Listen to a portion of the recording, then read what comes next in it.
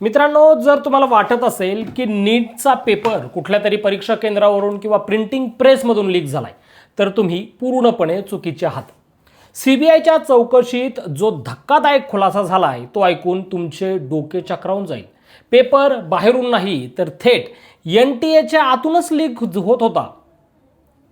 आणि हा पेपर जो आहे तो विद्यार्थ्यांपर्यंत पोहोचवण्यासाठी व्हॉट्सॲप, टेलिग्राम नाही तर चक्क फोनवर बोलून प्रश्न लिहून घेण्याची एक विशेष चैन चालवली जात होती. आजच्या व्हिडिओमध्ये आपण याच भयंकर नेक्ससचा पर्दाफाश करूयात. तर गोष्ट सुरू होते NTA अंतर्गत कमिटी बसून.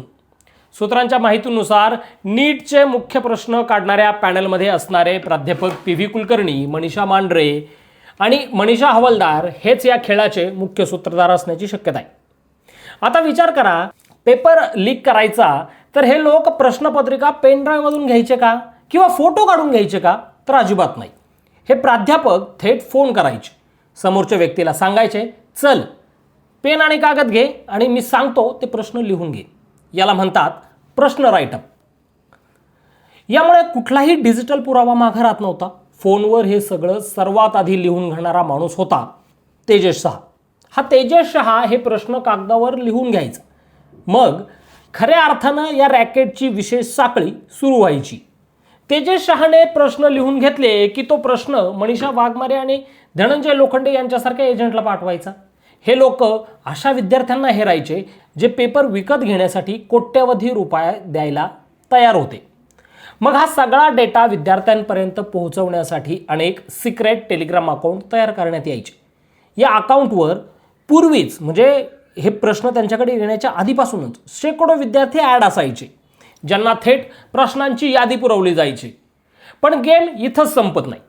जेव्हा हे प्रकरण तापलं आणि CBIची एंट्री झाली, तेव्हा या नेक्ससमध्ये असणाऱ्या सगळ्यांनी पुरावे नष्ट करण्यासाठी पटापट आपले टेलिग्राम अकाउंट डिलीट करून टाकले, जेणेकरून पोलिसांना डिजिटल फुटप्रिंट काही सापडू नये. पण यातली सर्वात धक्कादायक बाब पुढे आली आहे. हे जे लिहिलेले प्रश्न होते ते गोल फिरून पुन्हा त्याच प्राध्यापकाकडे म्हणजे मनीषा मांढरे आणि मनीषा हवालदार यांच्याकडे व्हॉट्सअप किंवा टेलिग्रामद्वारे जायचे. आणि या दोघी हेच प्रश्न खाजगी क्लासेस आणि त्यांच्या हक्काच्या विद्यार्थ्यांना पाठवत होत्या. या साखळीत नाव समोर येतं ते लातूरचा शिवराज मोटेगावकर याचं. संशय असा आहे की मोटेगावकरांपर्यंत देखील हे प्रश्न याच चेनमधून पोहोचले आणि त्यांनी लातूरमधल्या त्यांच्या मर्जीतल्या काही बड्या डॉक्टरांच्या मुलांसाठी हे प्रश्न आधी सेट करून ठेवले होते. इतकंच नाही तर प्राध्यापकांनी काही VIP विद्यार्थ्यांसाठी चक्क स्पेशल बॅच सुरू केली होती. आता विचार करा, ही स्पेशल बॅच जिथे इतर विद्यार्थ्यांना काहीच माहीत नसायचं, पण या स्पेशल बॅचमधल्या मुलांना थेट लीक झालेले जे प्रश्न होते त्यांची उत्तरं पाठ करून घेतली जायची. यासाठी कोट्यवधी रुपयांची डील झाल्याचा संशय CBIला आहे. तर मित्रांनो, हा नीट पेपर फुटीचा इनसाईड पॅटर्न होता, जो CBIच्या चौकशीत हळूहळू उघडा पडतोय. लाखो विद्यार्थी दिवस रात्र अभ्यास करतात आणि दुसरीकडे NTA आत बसलेले काही प्राध्यापक फोनवर प्रश्न लिहून देऊन कोट्यावधींची माया गोळा करतात. या संपूर्ण प्रकरणावर तुमचं काय मत आहे? आरोपींना काय शिक्षा झाली पाहिजे? कारण यामध्ये फक्त बड्या धेंड्यांच्या, बड्या डॉक्टरांच्या आणि काही धनदांडग्या लोकांच्या मुलांनाच याचा फायदा झाला आहे.